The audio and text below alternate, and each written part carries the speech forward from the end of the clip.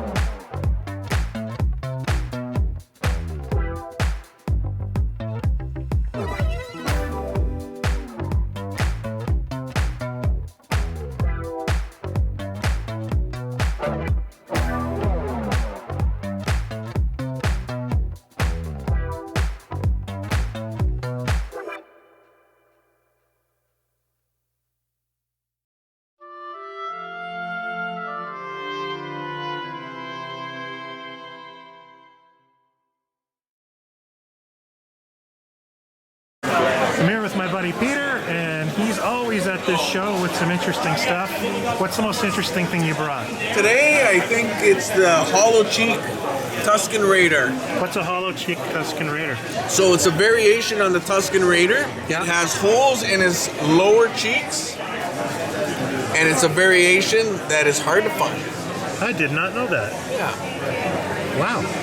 That's amazing, man. Perfect. I like your Rambo walkie-talkies. Isn't that cool? Yeah. And you're the only guy here with glamour girls. Can't go wrong with glamour girls. No, they're awesome.